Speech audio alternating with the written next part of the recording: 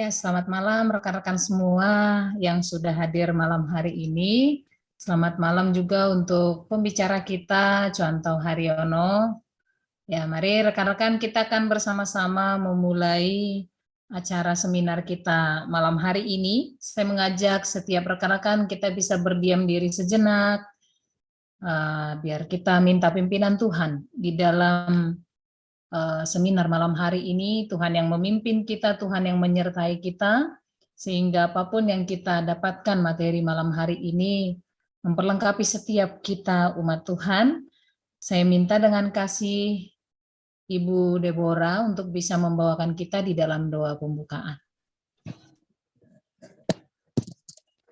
Mari kita berdoa. Tuhan Yesus, terima kasih di dalam masa-masa pandemik ini kami masih bisa bersama-sama mengikuti Zoom melalui web seminar ini. Tuhan, terima kasih untuk kasih setiamu yang begitu indah, yang tak habis-habisnya di dalam kehidupan kami. Tuhan, kami memohon pertolongan dari Roh Kudus-Mu untuk memimpin kami, supaya kami dapat mengerti setiap firman Tuhan, setiap materi yang disampaikan oleh hamba-Mu yang menjadi pembicara pada hari ini. Dan Tuhan juga Engkau memberikan hikmat pintaran hamba-Mu untuk memberikan yang kebenaran, yang sejati melalui firman-Mu. Dan kami juga berdoa untuk pemakaian jalur internet yang kami pakai, biar Tuhan Engkau yang bersama-sama dengan kami, sehingga internet kami bisa berjalan dengan lancar. Kami menyerahkan semuanya yang ke dalam tangan-Mu. Kami bersyukur dan berdoa hanya dalam nama anak-Mu Yesus Kristus, kami berdoa. Amin. Amin, terima kasih untuk Ibu Deborah. Ya, rekan-rekan, kita akan sama-sama hari ini akan diperlengkapi melalui hambanya, Contoh Haryono. Contoh Haryono, hamba Tuhan yang Tuhan panggil untuk melayani Dia. Kita tahu Contoh Haryono selama ini juga berkecimpung di dalam pelayanan Grow with Christ Ministry yang ada di wilayah Medan secara khusus. Beliau juga pemerhati generasi muda. Beliau sudah menulis satu buku, Pastoral Membebaskan yang Terbelenggu. Jika rekan-rekan juga berminat untuk buku itu bisa menghubungi Contoh Haryono juga. Rekan-rekan kita akan sama-sama hari ini diperlengkapi melalui hambanya. Saya mengajak rekan-rekan juga bisa bersama-sama aktif di dalam sesi malam hari ini. Jika ada pertanyaan, dapat nanti disampaikan dari materi apa yang disampaikan Contoh Haryono, atau bahkan juga bisa menyampaikan melalui chat, dan nanti kita akan sampaikan kepada pembicara. Biarlah di malam hari ini kita semakin diperlengkapi menjadi hamba-hamba Tuhan, umat Tuhan yang semakin bertumbuh dalam kasih anugerah Tuhan, jemaat yang luar biasa di hadapan Tuhan. Untuk acara selanjutnya kita tidak berlama-lama, kita akan bersama-sama diperlengkapi melalui hambanya Contoh Haryono. Saya persilahkan untuk Contoh Haryono menyampaikan materi. Oke, thank you untuk penginjil Contoh Desi Friska ya dari Lampung. Terima kasih sudah bersedia menjadi host pada malam hari ini. Dan Bapak Ibu, rekan-rekan terkasih, tema pada malam hari ini adalah minggu terakhir di bulan ini ya. Dan kita rindu, bulan-bulan sebelumnya kita sudah banyak membahas tentang tema-tema topik-topik yang bagus. Dan hari ini saya mengajak kita semua untuk masuk ke dalam penelaahan Alkitab dengan menggali kata asli, sehingga kita bisa memahami lebih jelas, memahami lebih indah daripada cerita, kisah, dan kemudian makna daripada tentang kehidupan dan kematian. Dan kerinduan saya adalah kita semua bukan saja menjadi pendengar, tapi apa yang didengarkan boleh kita praktekkan, bahkan kita hidupi dalam kehidupan kita hari lepas hari. Baik, Bapak Ibu, saudara-saudara yang terkasih, izinkan saya untuk share screen supaya kita semua bisa langsung melihat. Nah, Bapak Ibu, saya rindu ketika screen ditampilkan, ada beberapa pertanyaan yang harus langsung saya tanyakan dengan saya menyebutkan nama langsung, dan saya minta kesediaan Bapak Ibu untuk boleh aktif dan langsung menjawab dan tidak perlu pikir panjang-panjang karena responnya harus langsung, ya, nggak boleh mikir lama gitu kan, langsung aja gitu loh, pendapat kita secara langsung. Oke, ya, baik. Tema kita pada malam hari ini adalah, oke, sudah kelihatan semuanya kan? Sudah kelihatan? Sudah ya. Nah, tema kita pada malam hari adalah The Death and a New Life. Sebuah kematian dan satu kehidupan, dan sebuah kehidupan yang baru, begitu ya. Nah, Bapak, Ibu, saudara-saudara yang terkasih, kita sering sekali apalagi di tengah-tengah pandemi seperti ini, kematian dan kehidupan itu seperti kertas tisu yang tipis. Apabila kita sedang berada di tempat tidur, kita sedang berada di kamar ICU, kita tidak tahu, tidak ada satupun yang tahu. Karena tisu tipis itu menjadi pembatas antara kematian dan kehidupan. Pun yang mengetahui 1 menit, 2 menit, bahkan 1 detik ke depan, apakah kita hidup atau kita mati. Itu bukan masalah. Kematian dan kehidupan itu bukan menjadi permasalahan besar untuk kita bahas sampai bertopik-topik. Tidak. Kenapa? Karena kematian dan kehidupan itu wajib dan harus kita jalani. Nah, saya pengen sekali bertanya. Di tengah-tengah kita, saya ingin bertanya kepada yang female terlebih dahulu. Saya pengen bertanya kepada Ibu Ruth Anastasia. Bisa mendengar saya? Ibu Ruth Anastasia, silakan definisikan khas dan sederhana saja apa makna dari kehidupan menurut Ibu. Silakan Ibu, bisa mendengar? Apa makna dari kehidupan menurut Ibu Ruth Anastasia?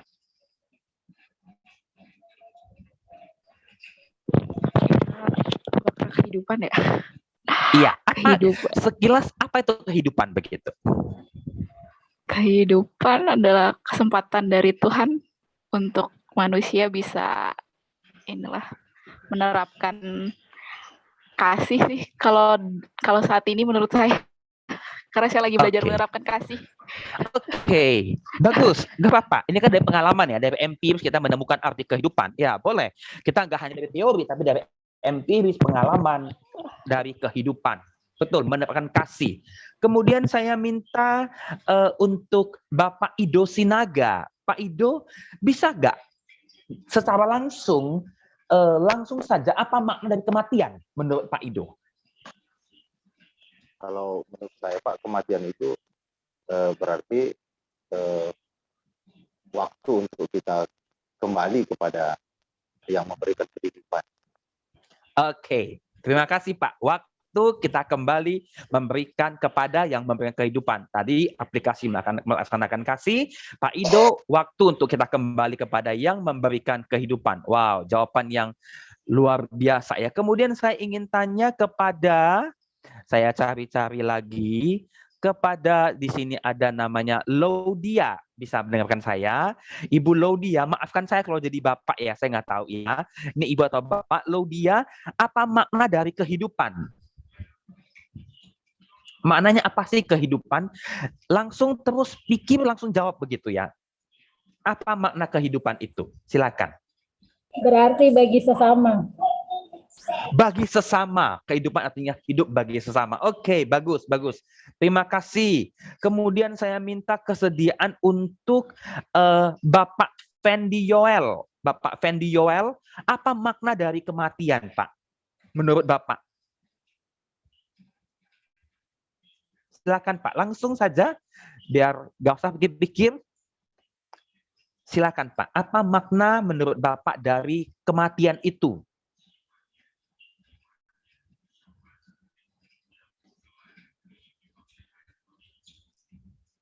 Ada? Oke, kalau tidak ada di tempat, saya akan berpindah kepada Bapak Cesiung. Nah, Pak Cesiung ini terakhir ya, karena saya ambil 2 cowok, 2 cewek ya, yang male dan female. Yang male terakhir, apa makna dari kematian menurut Bapak Cesiung? kalau secara alkitabiah dikatakan ketika kita berseteru dengan Allah, itu kita sudah mati. Itulah kematian yang sesungguhnya. Kematian adalah ketika kita berseteru dengan Allah. Lihat dari pertanyaan dan jawaban yang mendadak ini, kita bisa melihat bahwa definisi dari kehidupan dan kematian itu sangat beragam, sangat banyak, dan kematian dan kehidupan itu sesuatu yang multitafsir dan multi definisi. Kalau kita lihat sekilas ya, sama dengan kehidupan dan kematian kita. Ada yang menafsirkan dari segi kerohanian, ada yang menafsirkan dari segi fisik. Apalagi dari segi kerohanian ada yang berbicara tadi tentang menerapkan kasih. Hidup adalah bagaimana kita menerapkan kasih. Dari kematian adalah perseteruan kita dengan Allah. Kemudian yang selanjutnya ada juga ketika kita kembali kepada yang memberikan kehidupan. Nah itu dia Bapak menggabungkan antara kematian dan kehidupan ini menjadi satu. Bagus. Pertanyaan yang membuat kita merangsang kita untuk satu pemahaman, untuk berpikir bahwa ada sesuatu di dalam kematian dan kehidupan. Kita akan sama-sama melihat lagi. Nah, saya pengen bertanya, ini nggak usah di chat, langsung saja, tinggal jawab hidup atau mati. Dengan definisi yang tadi ya, dengan definisi yang tadi, silakan dijawab hidup atau mati. Saya minta kesediaan Ibu Deborah. Hidup, apakah Anda hidup atau mati? Silakan dijawab. Hidup. Hidup. Saya minta kepada kesediaan dengan Bapak Ibu Meing dari Bandung. Dari definisi yang tadi, apa Ibu merasa kondisi Ibu sekarang adalah hidup atau mati, Ibu? Hidup. Hidup. Kemudian saya minta jawaban dari Ibu Yeni Welistindinah. Dari jawaban yang tadi, kondisi Ibu sekarang hidup atau mati? Silakan, Ibu.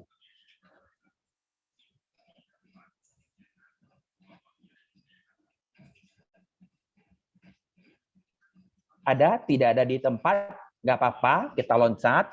Nah, selanjutnya saya ingin bertanya kepada Ibu Elia Rosa.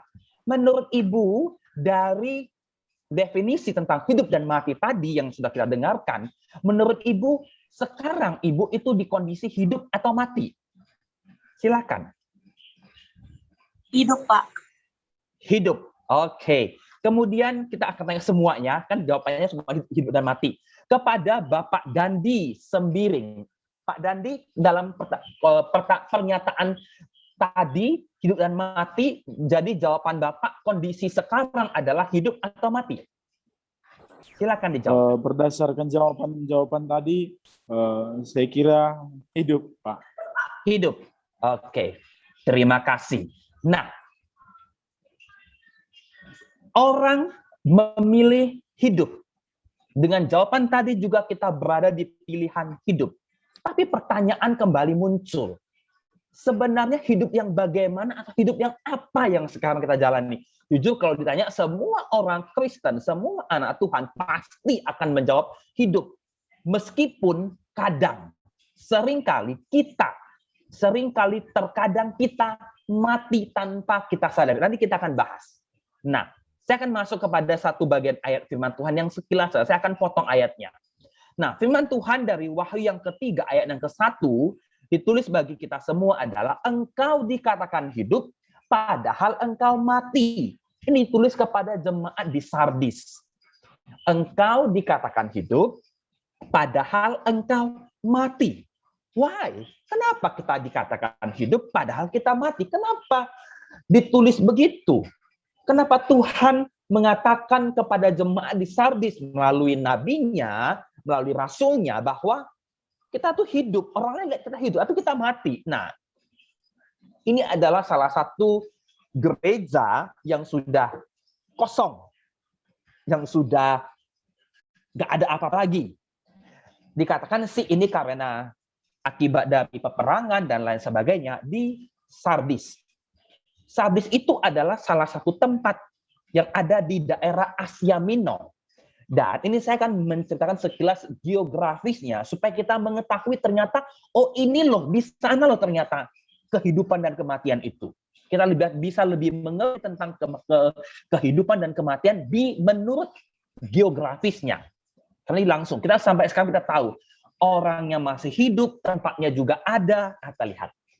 Nah, Sardis adalah salah satu gereja mula-mula yang didirikan, yang dirintis oleh Rasul Paulus.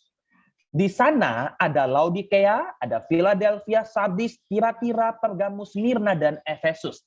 Sardis ada di sana. Dan Sardis sekarang adalah Turki. Sardis pernah dijajah ataupun dikuasai oleh Athena, Romawi, sehingga orang-orang di sana sudah bercampur di sana. Nah, di sana ada banyak sekali gereja. Ini gereja mula-mula ya. Ini gereja mula-mula, banyak sekali orang di sana berlalu-lalang. Di sini 7 jemaat di sini yang didirikan adalah 7 tempat pusat perdagangan di Asia Kecil. Karena itu akan masuk ke daerah Eropa, bahkan masuk ke Asia Tengah di bawahnya. Ini pusatnya. Di sini adalah pusatnya. Tapi masalahnya adalah, kita lihat selanjutnya. Nah, ini dia. Di sini adalah, kalau kita lihat secara geografis, inilah dia. Tempat-tempat yang kita sekarang kenal dengan namanya Turki.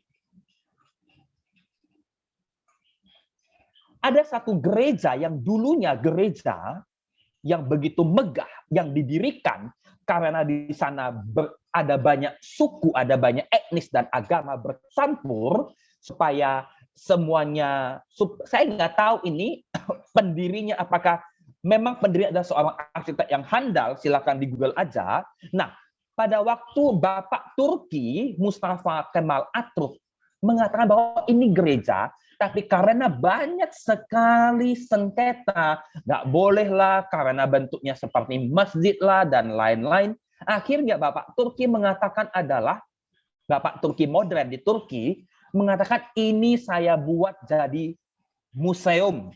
Nggak usah ribut-ribut jadi museum. Tapi Hagia Sophia ini di zaman pemerintahan sekarang Erdogan mensahkan bahwa Hagia Sophia tanggal 27 Juli menjadi masjid dan banyak sekali bisa sholat di sana.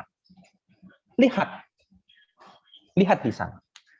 Saya ingin mengajak kita supaya mengandai-ngandai tentang ayat firman Tuhan yang tadi dikatakan dalam Wahyu 3 ayat 1. Engkau kelihatannya hidup, tapi sesungguhnya engkau mati.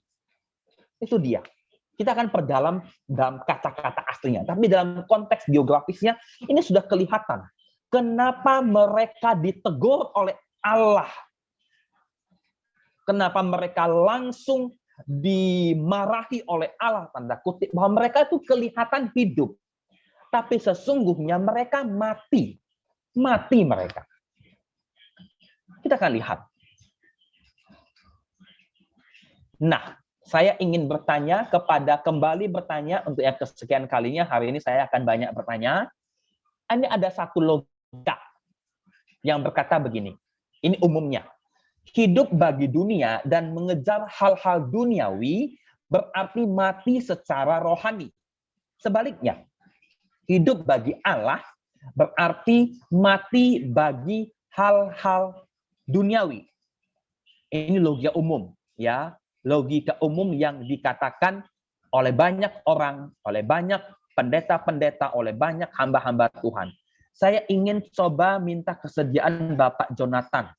Bapak Jonathan Pakpahan, dengan logika ini, apakah ini bisa dan benar kalau kita mau katakan ini adalah logika tentang mengejar hal duniawi, bahwa dia mati, tapi mengejar hal-hal rohani, dia hidup di hadapan Tuhan. Silakan Pak Jonathan. Coba saya menjawab. Hidup bagi dunia mengejar hal dunia berarti mati secara rohani. Menurut saya benar. Terus hidup bagi Allah berarti mati bagi hal-hal duniawi. Iya. Saya juga sependapat, Pak. Jadi mengapa demikian? Karena menurut saya kalau kita hidup di dunia ini, kan dunia ini adalah hal-hal yang sementara, ya hal-hal yang fana, betul. Nah, berarti kalau hidup secara daging berarti karena dunia ini kan juga kita sudah istilahnya sudah hidup di dalam dosa gitu Pak. Jadi kita udah mati secara rohani. Dan juga kalau hidup bagi Allah, makanya kan hidup di dalam Allah itu kan hidup kekal. Kita dikuduskan oleh Allah. Kira-kira demikian Pak. Oke, terima kasih untuk pendapatnya. Satu pendapat yang bagus untuk kita diskusikan. Kemudian saya minta penginjil Desi, host kita pada malam hari ini. Dengan logika seperti ini, tadi male sekarang female ya, cuma 2 saja saya akan tanyakan. Logikanya mengatakan bahwa hidup bagi dunia dan mengejar hal duniawi itu mati loh rohaninya. Tetapi hidup sebaliknya, hidup bagi Allah berarti mati bagi hal-hal duniawi. Nah, apakah demikian benar begitu? Silakan penginjil Desi Friska. Oke, kalau menurut saya tentang logika ini ya, jika kita pikirkan logika umum ini dibilang hidup bagi dunia dan mengejar hal dunia berarti mati secara rohani, sebaliknya hidup bagi Allah berarti mati bagi hal-hal yang dunia. Kalau ini sebenarnya kalau hanya sekilas dipikirkan, sekilas dilihat, orang bisa berkata, oh iya ini benar, berarti kalau dia mengejar hal-hal dunia berarti dia lupa Tuhan gitu ya. Tapi kalau saya sendiri melihat dari pernyataan ini, kembali lagi kita membutuhkan, kita namanya hidup di dunia tidak dipungkiri dengan hal dunia pasti ada mempengaruhi hidup kita. Tapi yang harus kita pikirkan sebagai orang percaya, kamu hidup bukan untuk dunia begitu. Jadi yang kamu utamakan, dunia memang penting. Hal di dunia ada yang perlu di dalam hidupmu, tetapi yang terutama adalah Tuhan, adalah hal rohani. Jadi kamu harus mengutamakan Tuhan di dalam hidupmu, apapun yang kamu kerjakan di dunia. Apapun yang hal-hal dunia yang sedang kamu lakukan, ingat lakukan untuk Tuhan.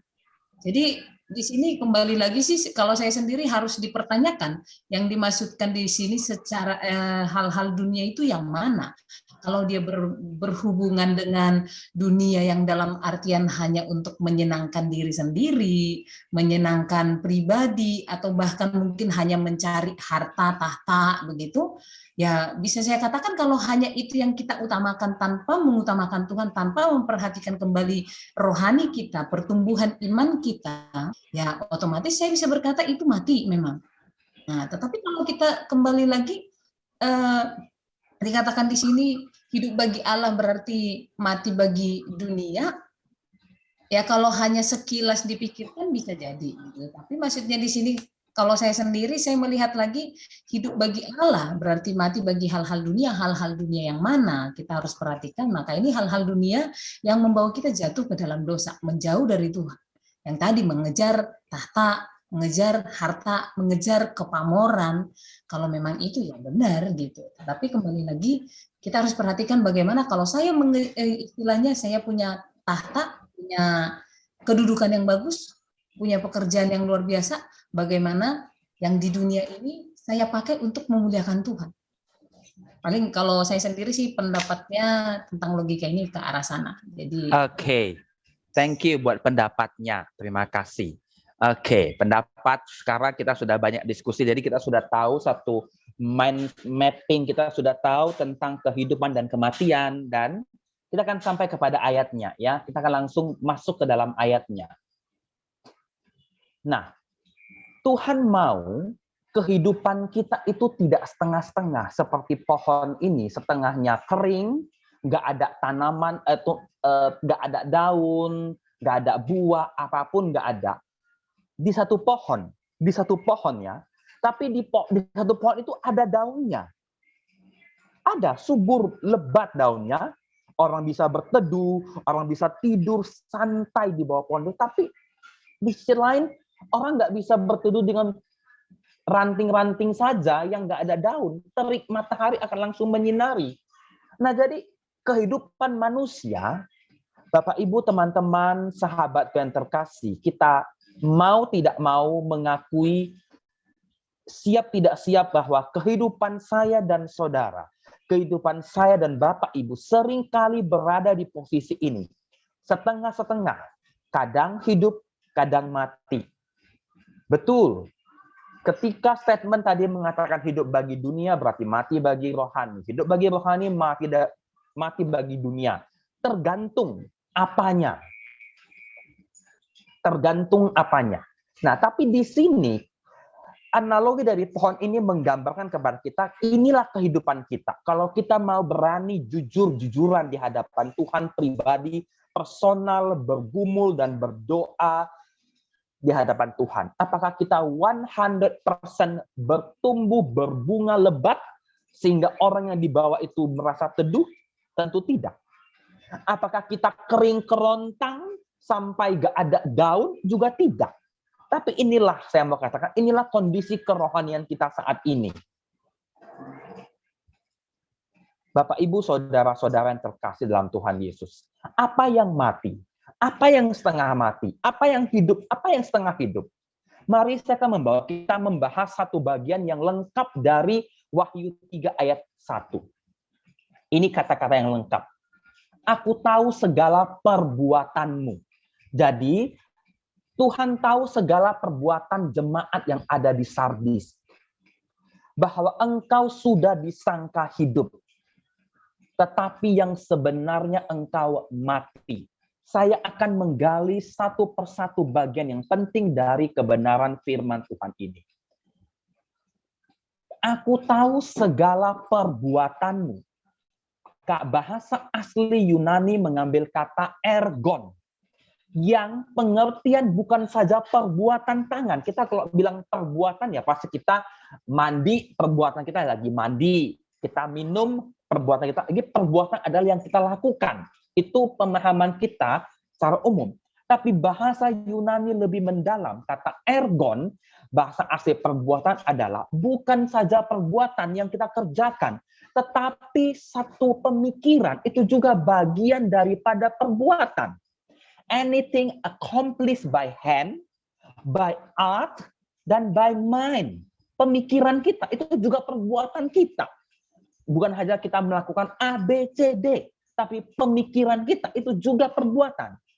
Kemudian lanjut, bahwa engkau sudah disangka hidup. Ton eko hoti zo. Bapak Ibu yang belajar bahasa Yunani, saya akan mengambil bahasa terjemahan-terjemahan dari yang lain supaya ingin memperdalam kata ini.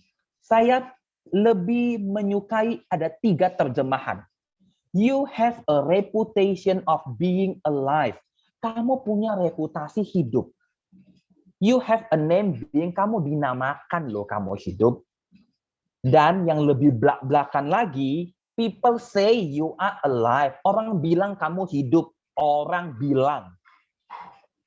Ya, orang bilang kamu hidup, orang bilang kamu sudah mandi, orang bilang kamu sudah makan, orang bilang kamu tidak berdosa, orang bilang kamu jujur, orang yang bilang, kelihatan reputasi kamu di luar, itu sesuatu yang di luar.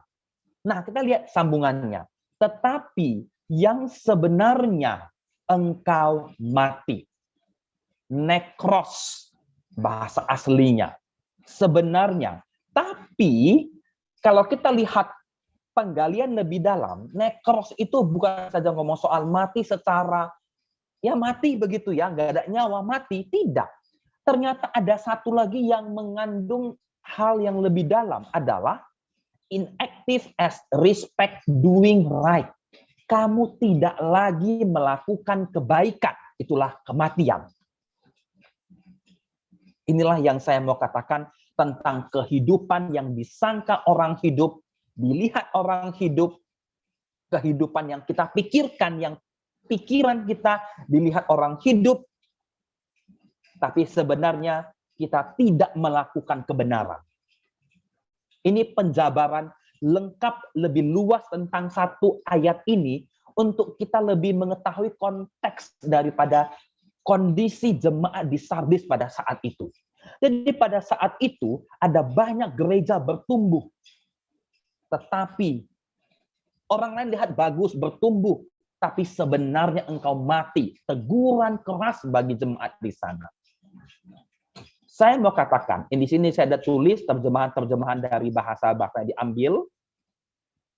Jadi saya mau katakan sepertinya katanya mau begini loh.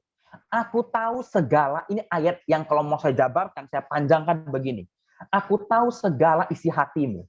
Engkau mempunyai reputasi atau pencapaian sedang, being, hidup secara fisik. Tetapi sesungguhnya mati. Mati secara spiritual, tidak melakukan kebaikan dengan aktif. Nggak ada kebaikan yang muncul daripada kehidupan itu. Jadi ini sebenarnya satu paradoks. Ayat pasal 3 ayat 1 adalah sebuah paradoks daripada kondisi gereja mula-mula. Yang satu hidup dilihat orang, tetapi sesungguhnya mati.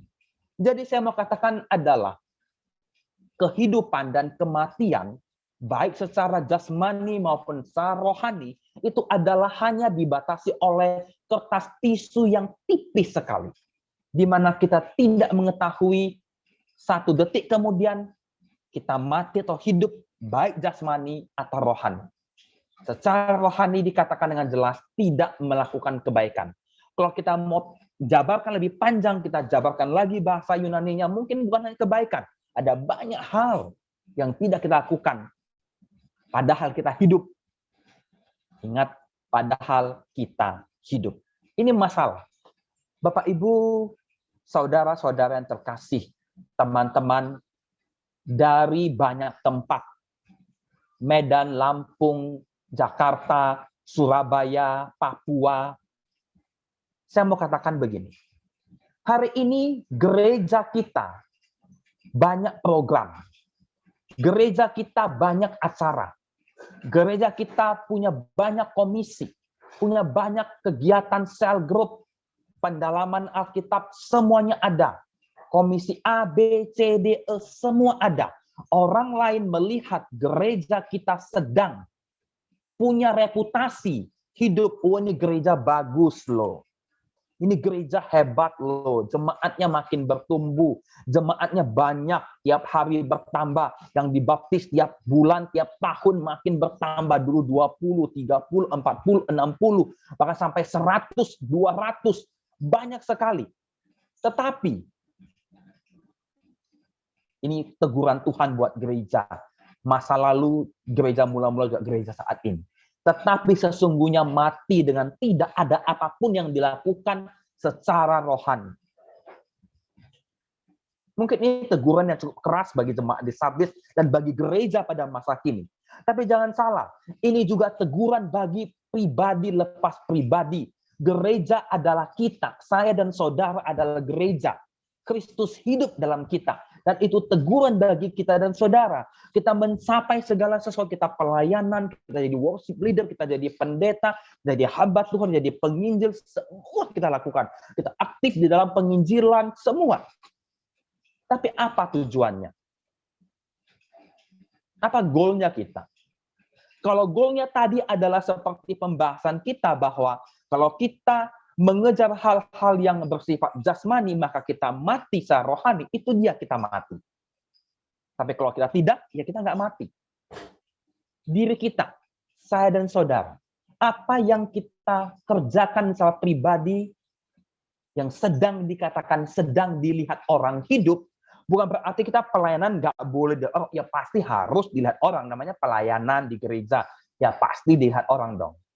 Tapi, jangan sampai teguran itu menjadi teguran bagi kita secara pribadi, secara personal maupun secara komunal adalah gereja. Lebih gede adalah kumpulan-kumpulan gereja. Kita mati. Bapak, Ibu, saudara-saudara, sekian banyak gereja-gereja di Eropa, di Belanda yang berubah. Bukan menjadi gereja, tapi menjadi pub, diskotik, karena kosong. Pertanyaan juga ketika mereka di dalam gereja, apa yang mereka lakukan? Kembali kita harus bertanya. Tapi apapun itu, gereja-gereja di luar sana, di Amerika, di Inggris, kita mengatakan, saya kumpulkan ya, mau Protestan, mau Katolik, saya kumpulkan, itu banyak orang Kristen. Pertanyaannya, orang Kristennya hidup atau mati? Iya, secara tubuhnya hidup. Rohaninya hidup atau mati? Ini pertanyaan bagi kita semua juga. Bagi personal, bagi gereja, bagi setiap orang yang ada Kristus dalam hatinya. Pertanyaan besar. Nah, lanjutkan.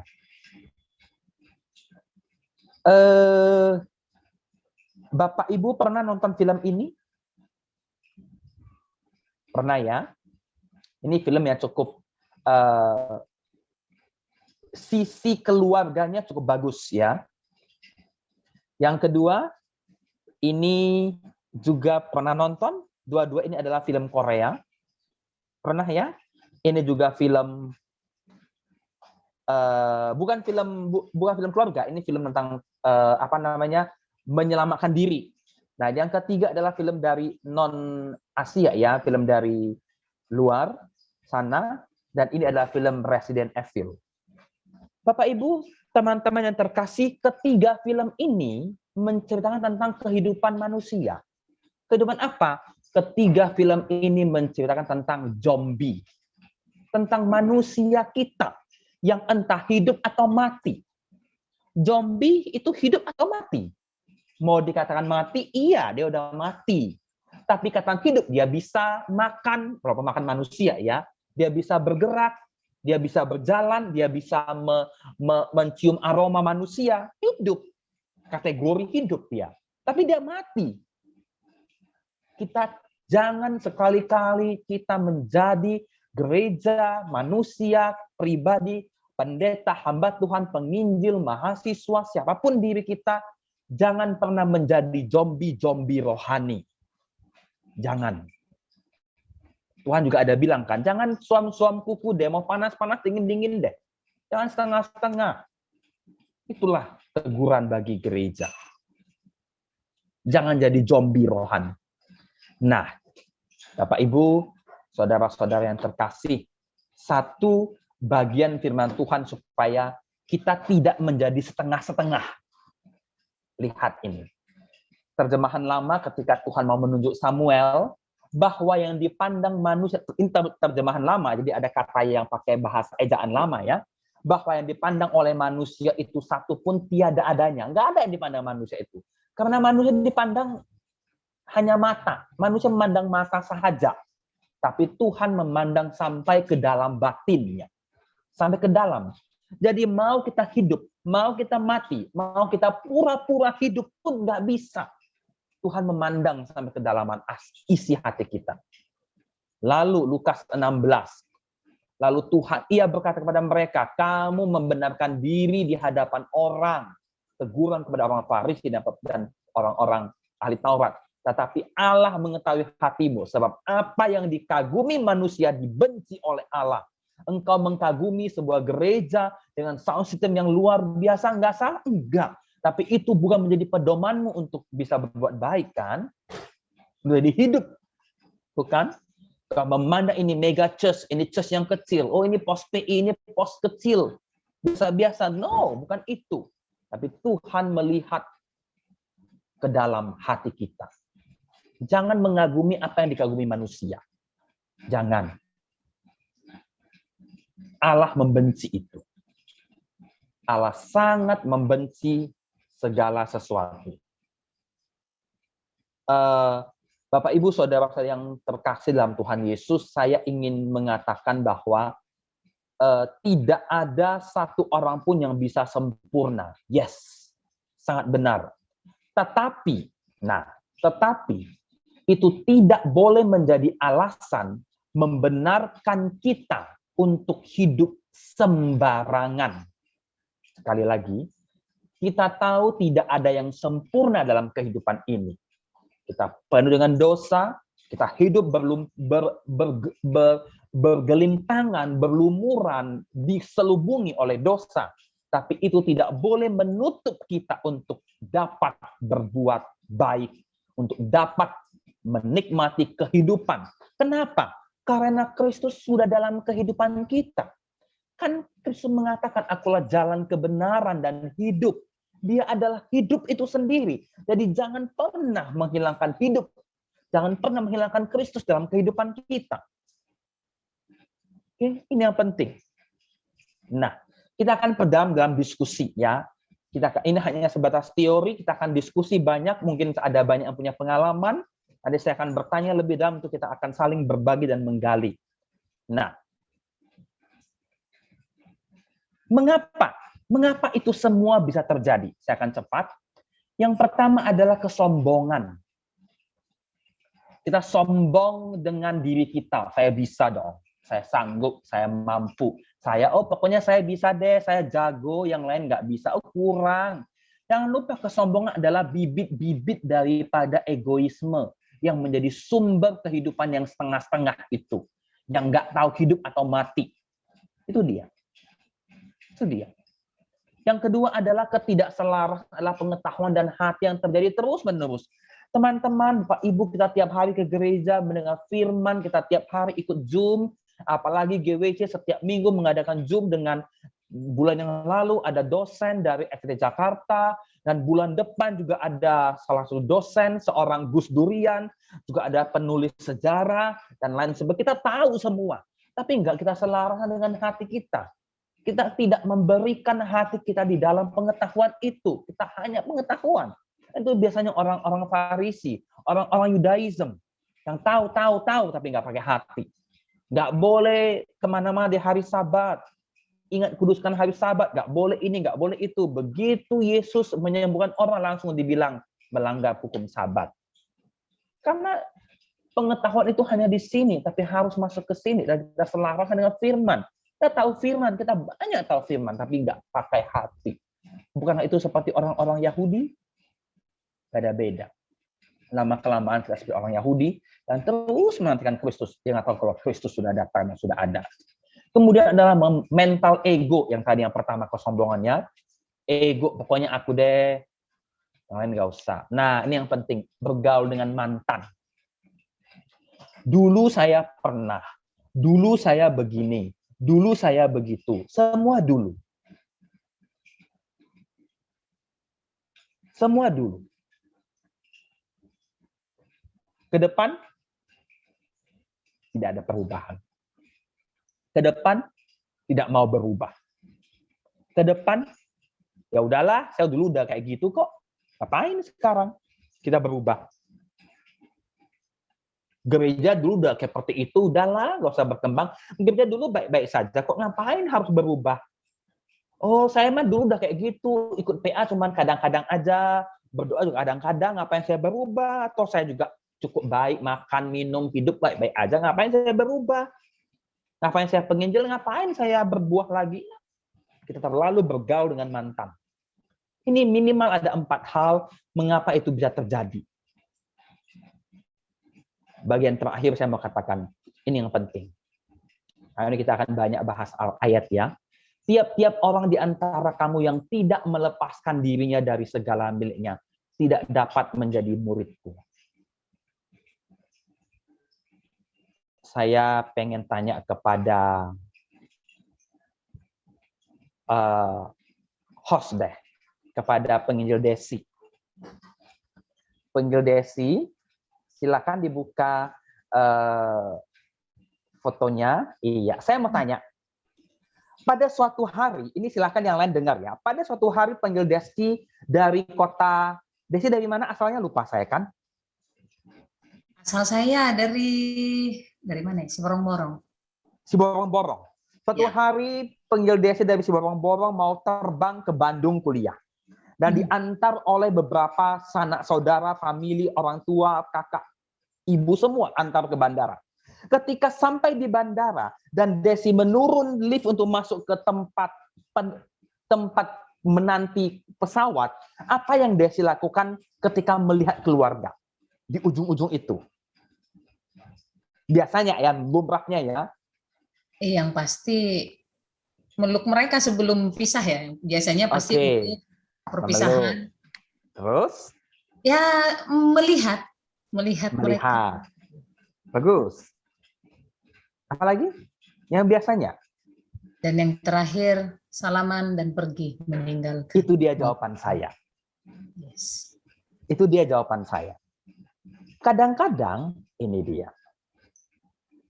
Melepas diri, bahasa aslinya adalah does not say goodbye. Kita nggak say goodbye dengan kehidupan lama kita. Sehingga kita terus hidup dalam kondisi begitu. Gereja terus hidup dalam kondisi begitu. Kita harus say goodbye dong. Ini salah satu terjemahan bahasa Inggris yang katakan does not say goodbye. Kita tidak melepaskan diri. Artinya masa lalu terus dalam kehidupan kita. Kita nggak mau say goodbye. Nah, terakhir sekali.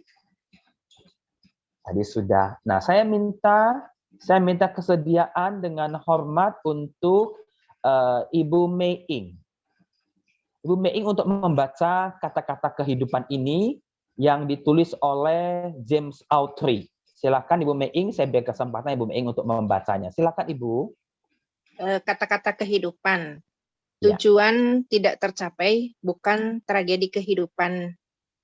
Yang jadi tragedi adalah tidak mempunyai tujuan untuk dicapai. Tujuan kehidupan adalah menyerupai Kristus. James Autry. Terima kasih Ibu. Lihat. Tujuan kita, goal kita adalah menyerupai Kristus. Itu goal kita. James Autry dalam bukunya The Servant Leader mengatakan itu goal kita. Mau apapun kehidupan kita, finalisasi kehidupan kita, kematian kita adalah harus menyerupai Kristus. Tadi ada yang mengatakan bahwa kembali kepada yang memberikan kehidupan. Betul. Ketika kita kembali kepada yang memberikan kehidupan adalah kita sudah bahkan mencapai. Mungkin nggak bisa. Tapi kita menyerupai Kristus. Christ likeness. More like Christ. Nggak bisa sama dong. Kita bukan Kristus. Tapi kita menyerupai Kristus. Apanya serupa? Tindakan kita, hati kita, pemikiran kita. Itu yang harusnya menjadi pemikiran. Yang harus menjadi pemahaman kita ketika kita ngomong soal kehidupan dan kematian. Kematian wajib. Pasti dong. Kehidupan ya Tuhan kasih. Tapi ketika kita mau sampai, ketika kita mau menuju ke sana, adalah satu tujuan, goal utama kita adalah menyerupai Kristus. Itulah paling dasar. Kehidupan kekristenan tanpa menyerupai Kristus adalah kehidupan yang tidak mempunyai tujuan yang mau dicapai. Itu dia. Baik, terima kasih. Inilah sedikit materi bagi Bapak Ibu, saudara-saudara. Jadi saya akan langsung handle. Baik, Bapak Ibu, saudara-saudara, saya ingin kita saling berinteraksi satu dengan yang lain supaya kita bisa saling ngobrol. Nah, saya minta kesediaan untuk Bapak Cesyong. Silakan untuk mau menanggapi, mau berikan komentar, mau kasih masukan, welcome untuk kita semua. Kami persilakan, Pak. Malam dulu semua ya. Salam. Membahas tentang hal ini ya, saya fokusnya ke yang tadi contoh bilang di akhir itu ya, tentang tujuan daripada hidup kita, yaitu memiliki karakter, memiliki pikiran Kristus. Apa sih pikiran Kristus? Apa sih karakter Kristus gitu ya? Jika saya mempelajari firman Tuhan, nah saya dapatkan bahwa saya paling utama itu adalah mengasihi Tuhan Allah dengan segala akal budi, hati, dan pikiran, dan juga mengasihi sama manusia seperti mengasihi diri sendiri.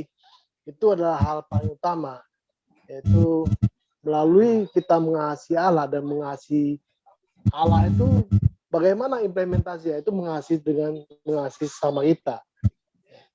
Tanpa kita mampu mengasihi sesama kita, itu adalah nonsens kita berbicara mengasihi Allah.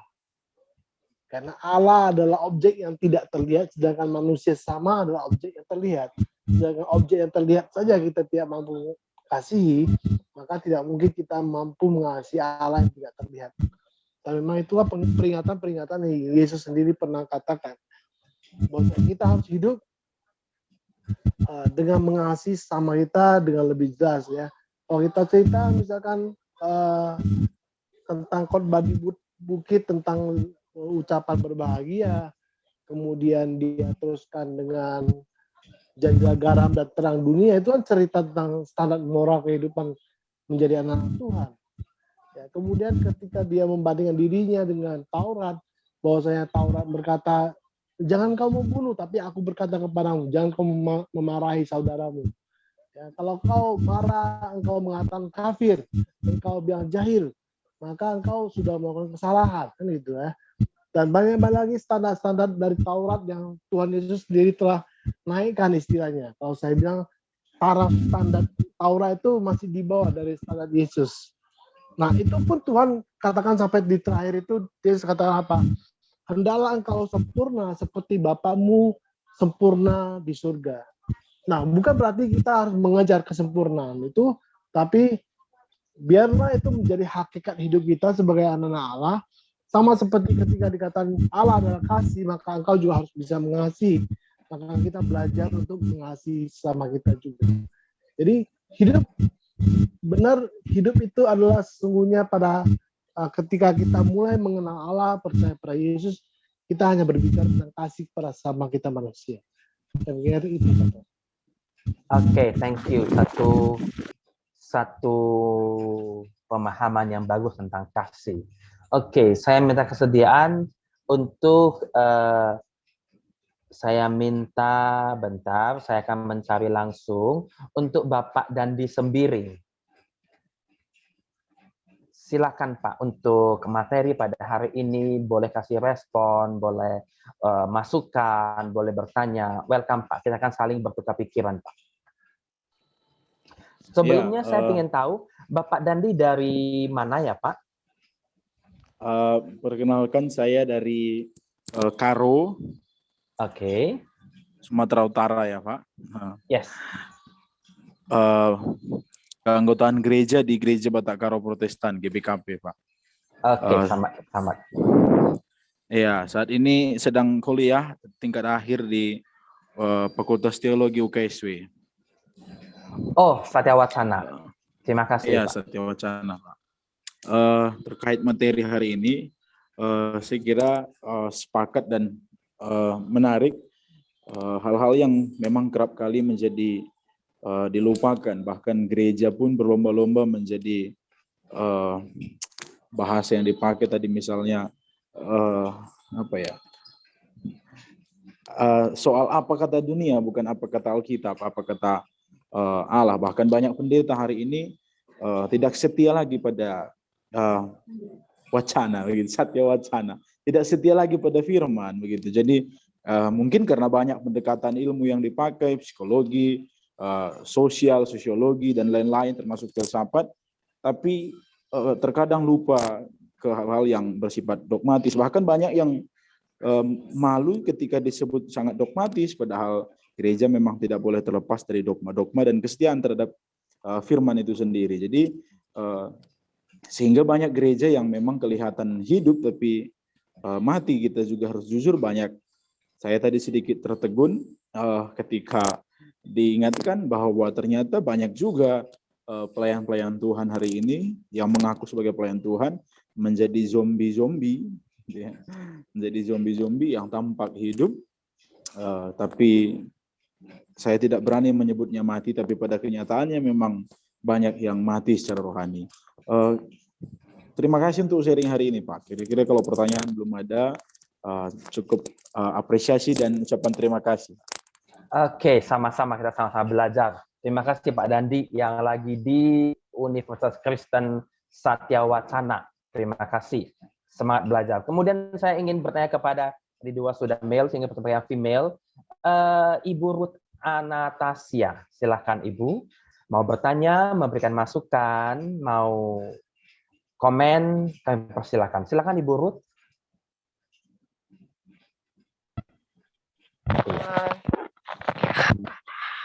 Selamat malam Pak. Saya sebenarnya masih di sini. Halo. Iya. Sorry. Oke. Karena. Oke, ya. Yang pasti dari yang tadi untuk apa ya? jangan jadi zombie di kehidupan nyata, karena saya ngerasa saya juga lagi jadi zombie sih Pak, kayak suam-suam kuku gitu.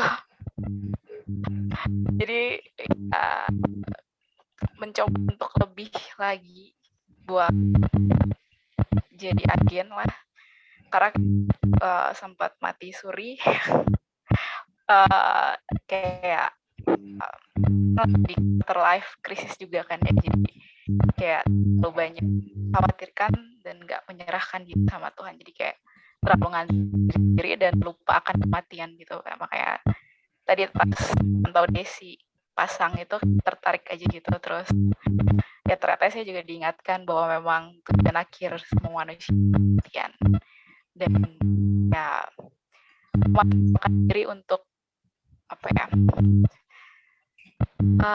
karena kita nggak tahu kapan karena saya nggak tahu saya kapan akan mati, ya tetaplah hidup, jangan menjadi mati di dalam saat ini gitu sih Pak. Kalau saya dapatnya itu.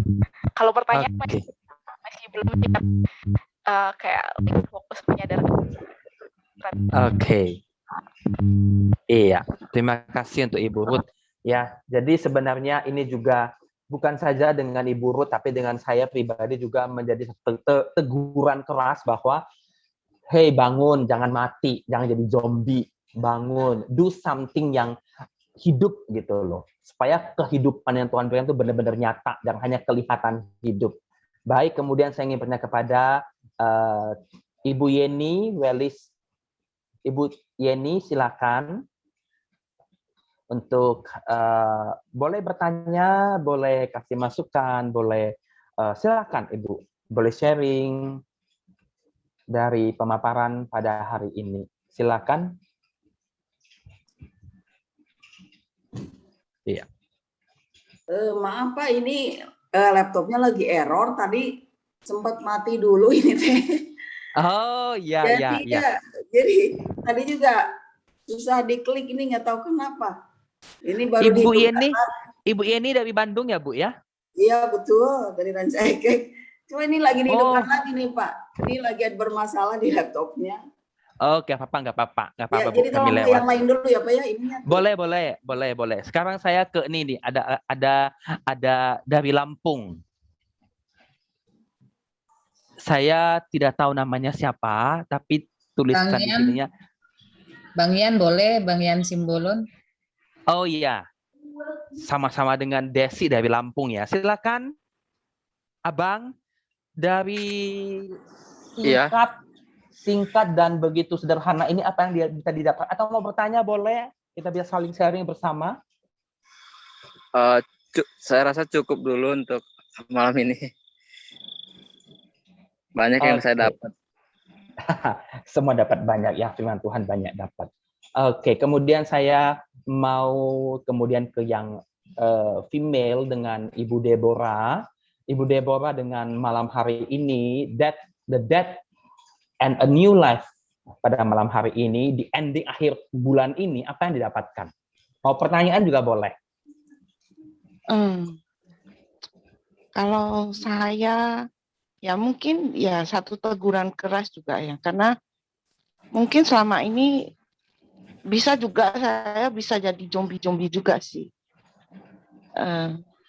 dan ya berusaha untuk semakin menyerupai Kristus dah gitu, dan terima kasih juga untuk sharing firman Tuhannya, tetapi mungkin bagaimana kita bisa menjelaskan atau berbicara kepada orang, atau seperti pimpinan-pimpinan gereja yang tadi disampaikan itu, kadang mereka juga ya motivasi awal mereka untuk melayani Tuhan itu mungkin dari awal mereka baik, tapi setelah mereka mendapatkan posisi yang itu motivasinya dan tujuan utamanya mereka bisa berubah.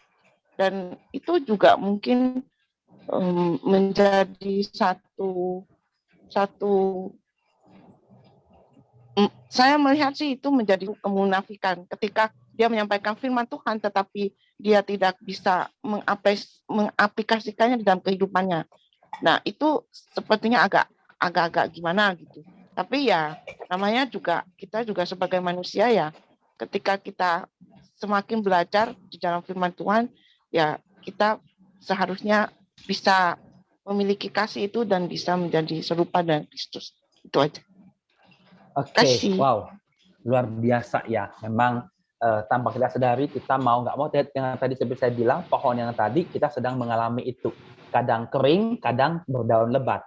Nah, kita di posisi yang mana? Tapi memang benar, ke semua teman-teman, Bapak, Ibu, saudara-saudara yang mengambil bagian, yang sudah mau dan bahkan sedang menjalani sebagai hamba Tuhan, sebagai pendeta, sebagai penginjil, dimanapun berada, pada awal kita dipanggil itu dengan kemurnian hati. Saya yakin itu. Ya, saya yakin. Tapi dengan segala, ya saya katakan, saya tidak mau mengadu domba iblis, ya, karena iblis di sana, domba di sini, ya. Jadi saya tidak mau mengadu domba iblis dan tidak ada hubungannya. Tapi bagi saya adalah kita sendiri mencari apa namanya jalan. Pasti dunia menawarkan banyak hal, posisi, harta, seperti tadi yang dikatakan oleh Pak Desi, harta, tahta, semuanya itu pasti ditawarkan dong. Tapi bagaimana kita, begitu ya? Thank you buat sharingnya. Saya yakin kita semua harus, saya sendiri juga tidak terus introspeksi menjadi pribadi yang lebih luar biasa. Baik, yang terakhir saya minta Ibu Mei Ing dari Bandung. Kalau menurut saya sendiri sih lebih ke pribadi ya.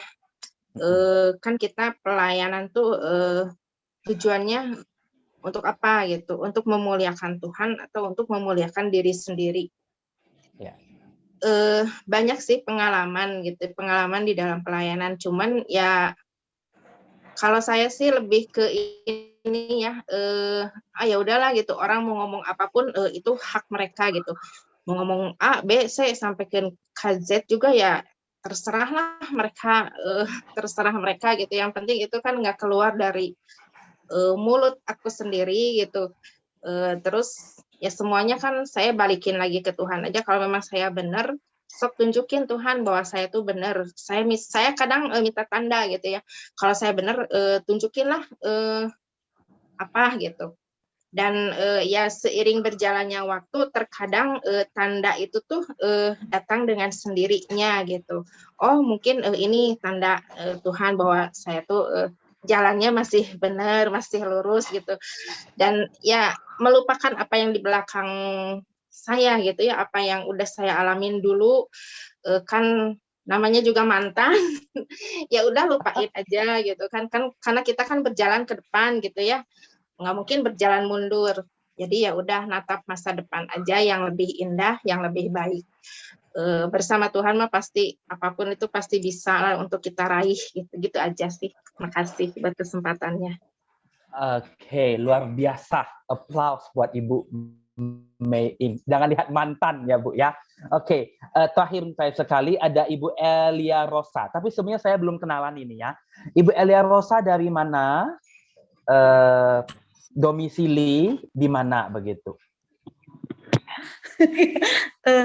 Halo Pak, ya. Saya dari akun Dandi ya Pak, soalnya dari akun saya tidak bisa masuk lagi karena loading jaringan. Oh iya nggak apa-apa, silakan. Dari mana ya kalau saya boleh tahu? Ya perkenalkan nama saya Elia Rosa, saya dari sama seperti Dandi, dari Karo, dari GBKP juga, saya lulusan STFT Jakarta. Wow, lulusan STFT. Sekarang di mana? Pelayanannya di mana? Sekarang lagi jadi relawan di Posko Pusat Pelayanan dan Informasi COVID-19 GBKP, Pak. Wow, luar biasa. Nah, kemarin Pak Pendeta Stephen Sulaiman ada ikut atau tidak? Atau lupa? Atau belum ada info? Oh, belum ada info, Pak. Saya belum masuk grup, baru tadi dikasih Zoom ini. Oke, nggak apa-apa. Ya, 2 bulan lalu betul-betul ada Pak Steve Sulaiman yang juga ngisi. Nah, sekarang saya pribadi mau tanya kepada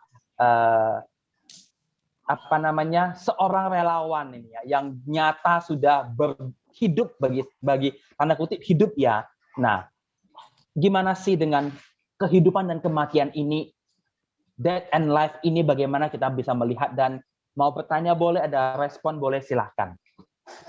Oh, tentang materi yang hari ini kan, Pak? Iya, yes.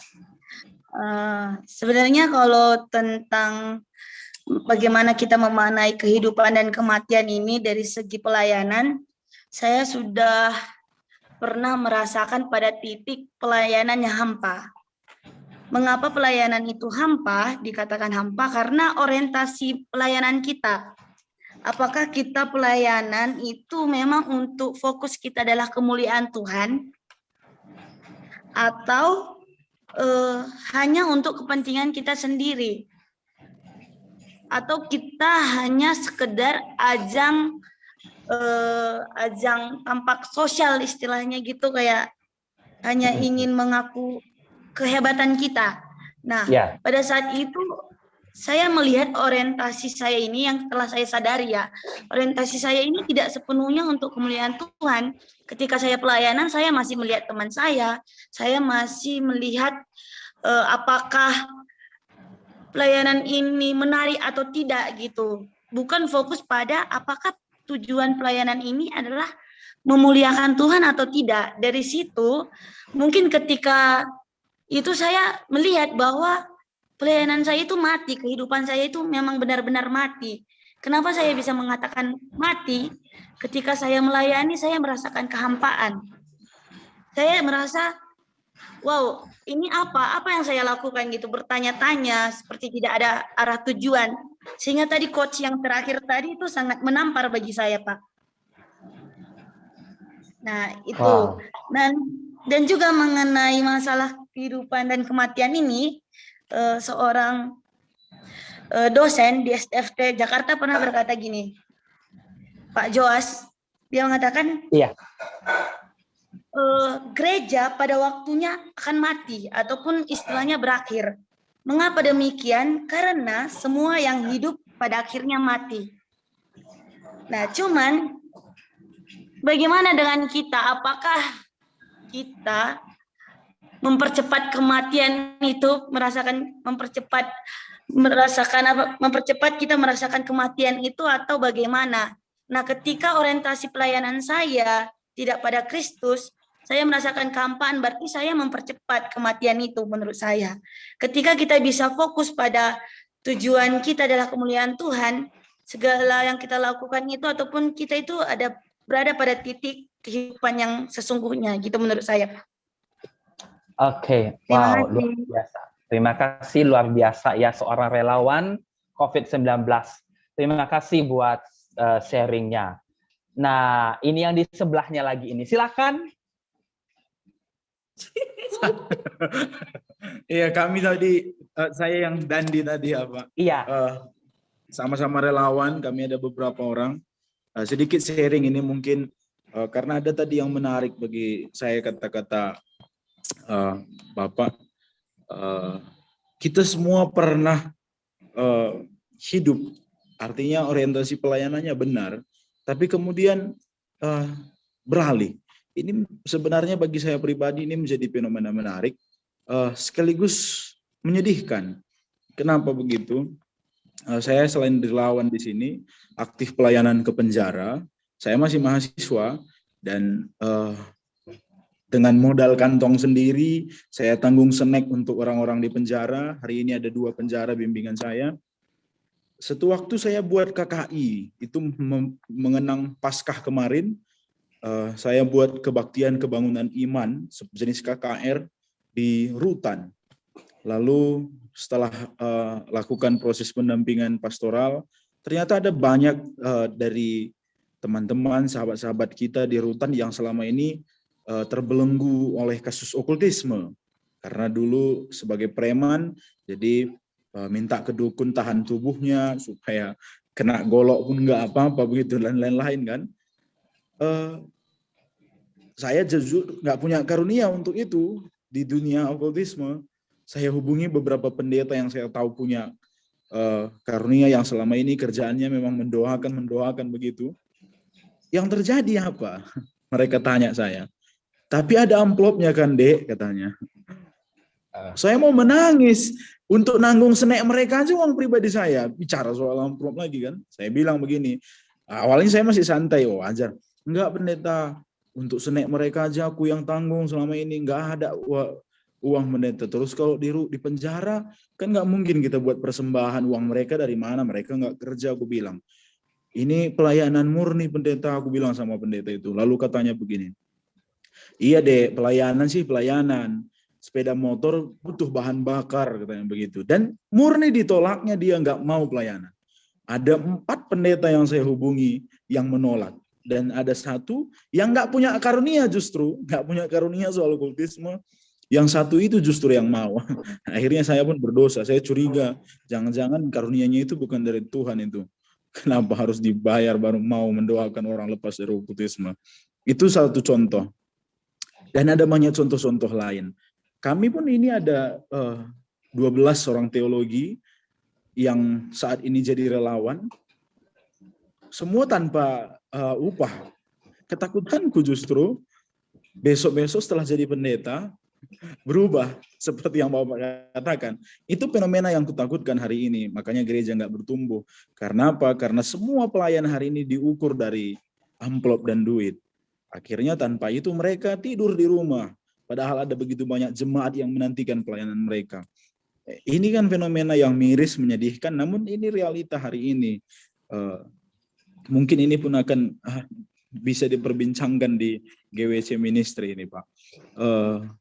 Fenomena menarik lagi di gereja kami, banyak penetua diaken, di sidang-sidang hari ini menuntut ada upah untuk penetua diaken, ada gaji. Saya nangis dengar itu, kebetulan saya penetua hari ini, saya nangis dengar itu. Loh, mereka mencalonkan diri, menang dipilih jemaat jadi penetua, ditangguhkan, setelah jadi penetua, rapat di sidang, minta gaji.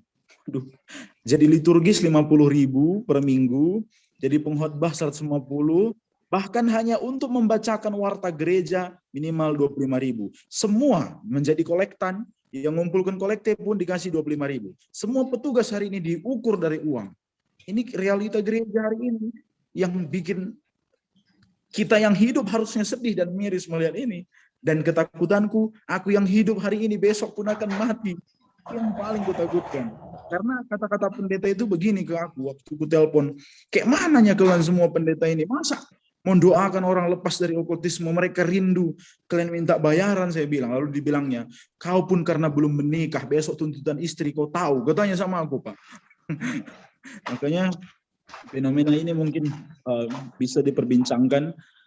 Terakhir mengutip sebuah ilustrasi dari buku dengan judul Doa Sangkata, tulisan Pastor Gemelo, saya lupa nama lengkapnya. Pada suatu waktu di Amerika kisahnya itu, ada seorang anak perempuan yang sudah yatim piatu, selama ini hidup bersama anjingnya. Lalu satu waktu anjingnya itu mati. Dia sedih sekali. Dia nangis ke rumah pastor. Lalu pastor bertanya, kenapa kamu anakku? Katanya. Si anak bilang, Romo, bapak anjingku mati. Katanya. Ya sudahlah kalau sudah mati. Mau bagaimana, itu kehendak Tuhan, kata pastor. Bahasanya dogmatis, teologis. Lalu si anak bilang, iya bapak, aku pun mau seperti bapakku dan mamaku meninggal dulu. Dia pun disakramenkan, katanya begitu. Dibuat sakramen arwah dan lain-lain lah. Pastor terkejut, lalu pastor marah. Pastor kira itu penghinaan terhadap sakramen. Lalu dia bilang, apa kau bilang? Ini penghinaan terhadap sakramen. Enggak bisa. Mana ada pelayanan sakramen untuk binatang, kata pastor. Sedih sekali hati si perempuan itu. Lalu dia sambil menangis. Padahal sudah kusiapkan amplop ucapan terima kasih 500.000 Bapak Pastor. Oh, Katolik anjingmu, kata si pastor. Waduh, jangan-jangan orientasi pelayanan kita hari ini pun sudah begitu banyak. Hal-hal duniawi itu yang kata Bapak tadi, sehingga kita mati secara rohani. Ini mungkin bisa terus dipercakapkan, Pak, untuk kita aktivis, pegiat di lingkungan gereja, supaya gereja kita tidak mati hanya gara-gara zombie-zombinya yang mengaku sebagai pelayan-pelayan berjubah. Terima kasih, Pak. Oke, wow, satu sharing, satu pemahaman yang bagus sekali ya. dan thank you sudah menjadi relawan, dan wow, saya rasa gereja benar-benar membutuhkan pribadi-pribadi yang bisa benar-benar tangguh ya. Pada awalnya memang kita merasa kita dipanggil, tapi lama-kelamaan itu akan berubah seiring dengan yang tadi katakan penggil Desi, harta, tahta, dan lain sebagainya. Apalagi kalau yang tadi dibilang, belum kawinnya kau. Jadi kan seakan-akan kalau nikah butuh uang begitu. Nggak salah. Tapi ada satu hal yang lebih penting daripada semua itu, ya kan? Oke, thank you untuk Bapak Dandi Sembiring yang sudah sharing, sudah cerita banyak hal. Terima kasih. Baik, saya rasa Bapak Ibu, teman-teman terkasih, saya sampai kepada kata penutup saya, last statement saya mengatakan demikian. Saya mengatakan begini. Sekali lagi bahwa hidup yang paling penting adalah harus punya tujuan. Dan tujuan kehidupan adalah Christ likeness, menyerupai Kristus. Itu adalah ending kehidupan. Mau tidak mau, kehidupan kita sering, bukan kadang, sering menjadi zombie rohani. Sering. Tapi yang paling penting adalah kita senantiasa mau terus berubah. Hidup ini adalah berputar. Kadang di atas, kalau sudah di bawah, jangan lupa ke atas. Berusaha terus ke atas. Kalau ketika ada posisi di bawah, kita berjuang lagi. Susah? Ya. Tapi lingkaran kehidupan itu harus kita jalani.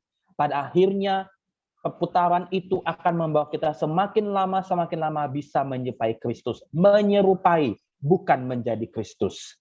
Baik, itu saja yang bisa saya sampaikan kepada kita semua pada malam hari ini. Waktu tempat saya kembalikan kepada host pada malam hari ini, Penggil Desi Friska. Silahkan. Ya, thank you untuk Contoh Haryono yang sudah menyampaikan materi. Ya, jujur saya sendiri juga diberkati dari materi hari ini.